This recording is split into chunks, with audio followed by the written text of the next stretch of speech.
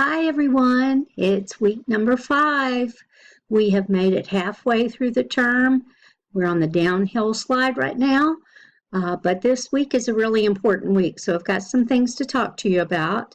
I also want to mention a few things from the week, the second week, losing track, third week, where we talked about bacteria and antibiotics. And so I'm going to refer to my notes because there are a couple that I jotted down.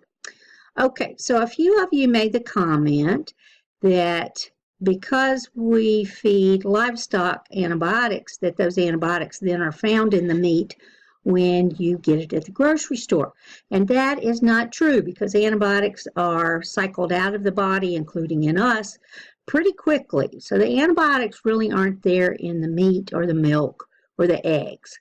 The problem is that you're exposing the bacteria in these livestock animals to antibiotics, and those bacteria become resistant over time, and they are also pathogens of us. So that is the problem there. I wanted you to think about one thing. Where is a place where the most antibiotics are given to patients? This is where you're going to find extremely drug-resistant bacteria. Oh, that would be in a hospital, because a hospital is where you find all the sick people, and lots of those sick people are on lots of antibiotics. And so drug-resistant bacteria a lot of the time start out in hospitals and then move out into the general population. So I wanted to mention that to you. And the other thing was we had a lot of issues about putting antibiotics in livestock. A lot of you mentioned that.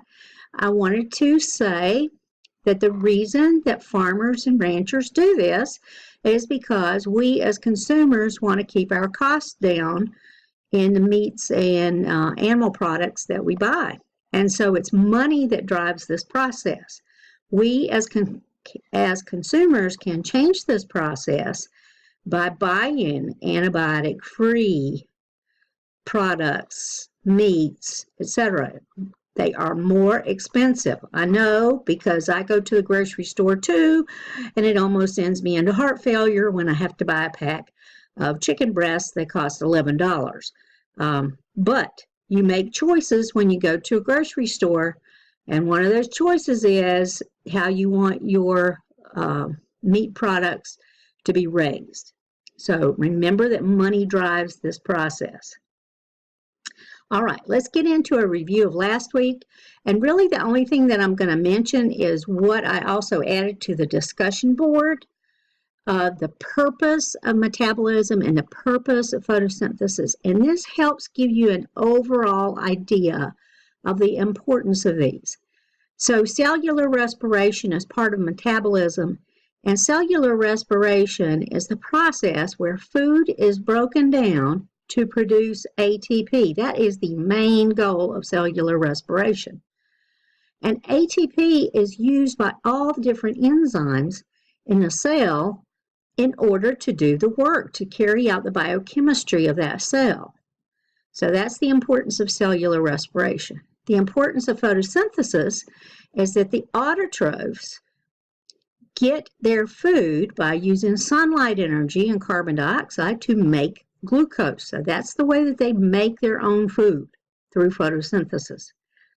So the processes are related, but they are also different. And that's what I was expecting to see in the discussion post, and I have seen that during this week.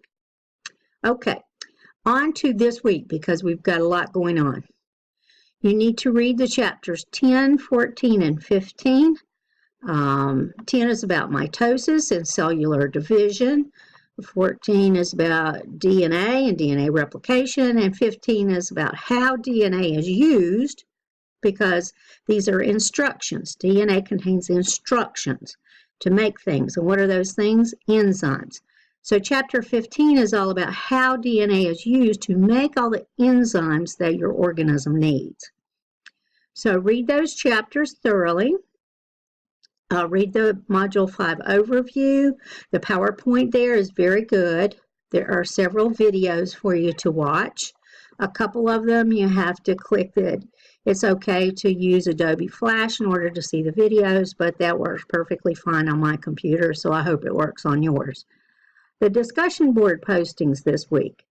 There's a general question that you have to answer. So the question is cancer a mitosis disease or a genetic disease? So what exactly does that mean?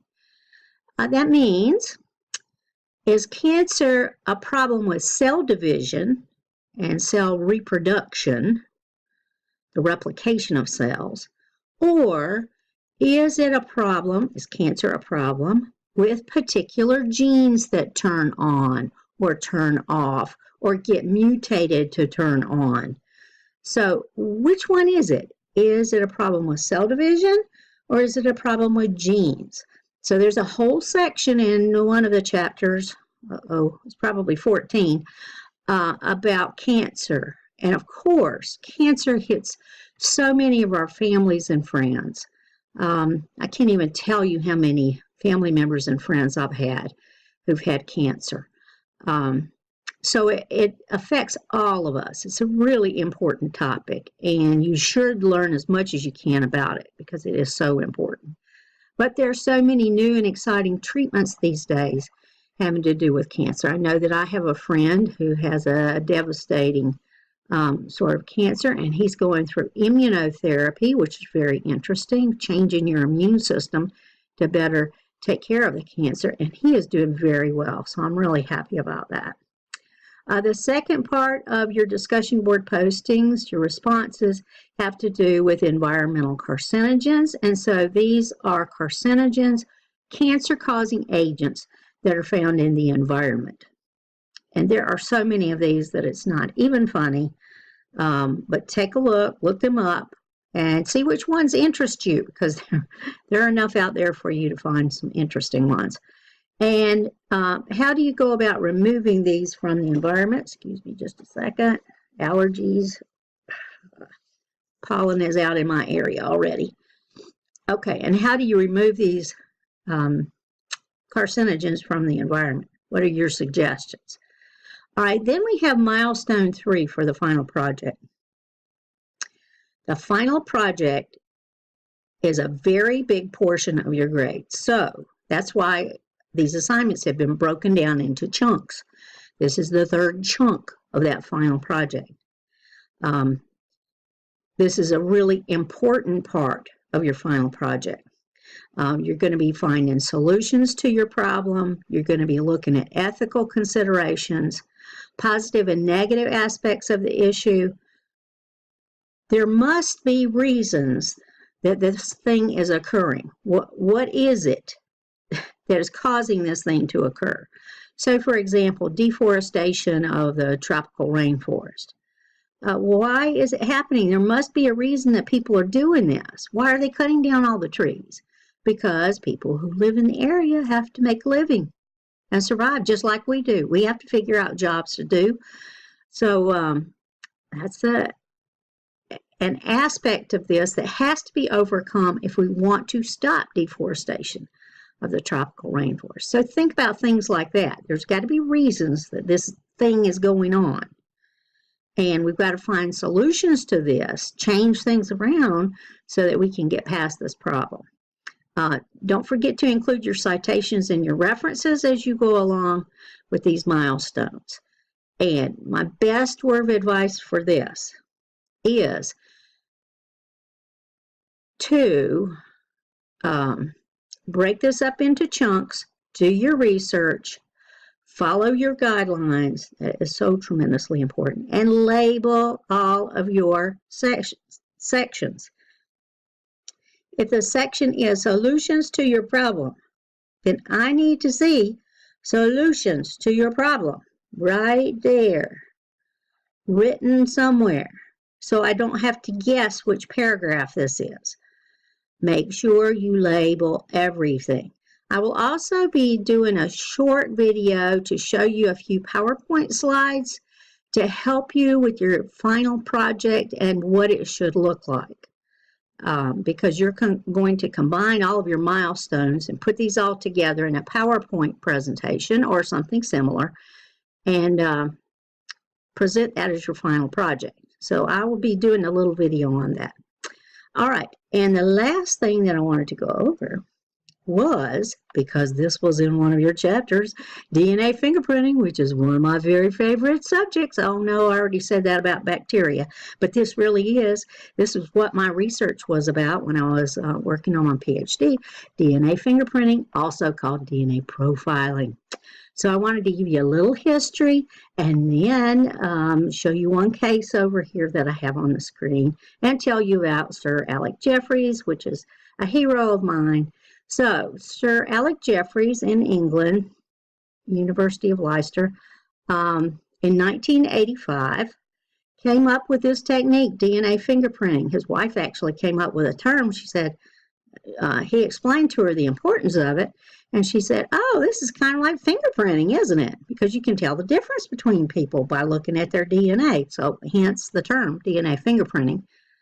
The term is still used, but we have other ways of describing it too.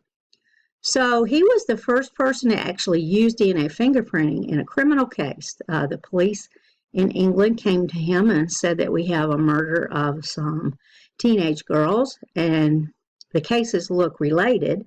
Is there any way that we can figure out who did this? And he said, well, I've got this technique. If you bring me the blood from suspects, I think that I can do it. And so what did they do? They started bleeding people. They took blood samples from over 5,000 men, and he started doing the testing, which is crazy, especially when you consider what the technology was back then. And they had a suspect. That's actually what they did before they started the blood samples. So they had a suspect, and he ran the suspect's DNA against the samples from the girls, and he said, I've got good news and bad news. The two cases are related, but that's the good news. And the bad news is that your suspect did not do it. And they're just flabbergasted. But he confessed. And Alec Jeffreys said, but that's not his DNA. So they collected over 5,000 blood samples, and eventually they did figure out who did this crime. He was a married man with small children. No one in the world suspected this guy. He is still behind bars in England because of Sir Alec Jeffreys. Well, of course, this made the news. Oh, you mean we can solve crimes by using DNA? So in 1988, the FBI started using this technique, which was closely followed by state police agencies. They began using the technique. It was totally different back then from what it is now, though you can still use that technique. But it is different these days. RFLP, restriction fragment length polymorphism, you don't really need to know that, but that technique was the first one used. And the example on the bottom right hand of the screen right here is of the RFLP technique, where you get a whole bunch of these bands. And it's sort of like your barcode for your groceries. That's what it looks like, sort of. And that's the RFLP technique. After that, along came PCR, where we could actually amplify different variable regions in the DNA. And this is currently what's being used. But there are new technologies on the horizon.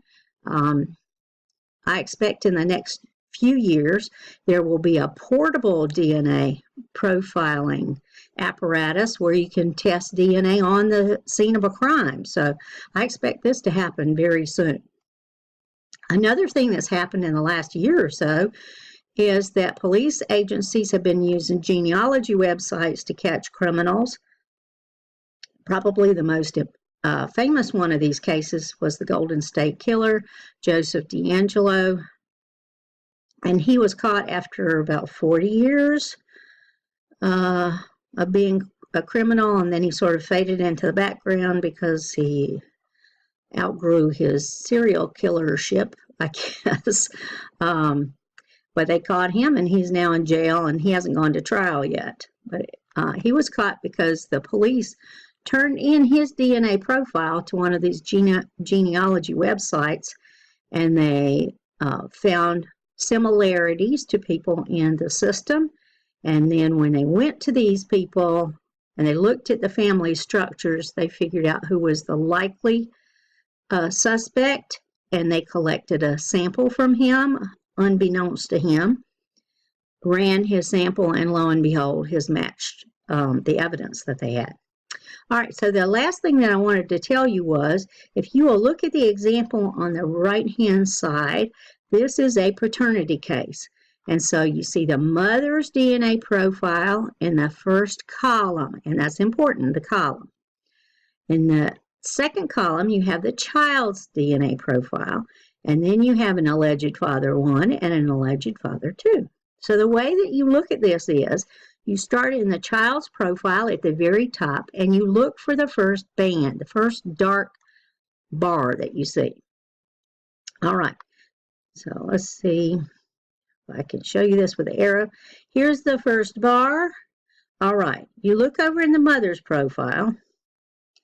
My arrow disappeared. Okay, you look in the mother's profile, and sure enough, she's a match. So you just keep going down.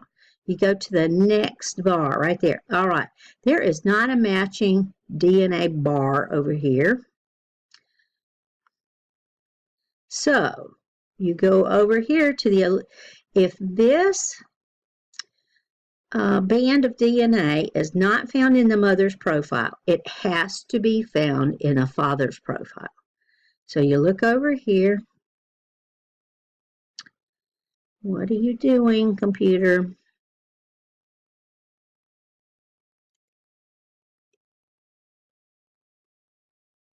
Hold on, I'll get it just a second. So you go right here, look over. No, there's not a band in alleged father 1, but there is in father 2. Okay, you keep going down. There's a band right there, not in the mother's profile. Yes, in father 1, yes, in father 2. Keep going down. Mother. Okay, here's a nice one right there. Is there matching the mother's band? Nope. In this one? No. In that one? Yes. So you keep going down, and you will figure out that father 2 is the actual biological father of this child. So you do it for yourself and make sure that you understand that. It's just pretty cool, all this forensic science in the DNA section. So I thought I would bring it up because I love it. Okay, have a good week. And if you need anything, please contact me. m.sigmon@snhu.edu. Let me know that you're struggling. Let me know if you have questions. Let me know if you're sick. Whatever it is, let me know, and I will work with you. Thank you, and have a good week.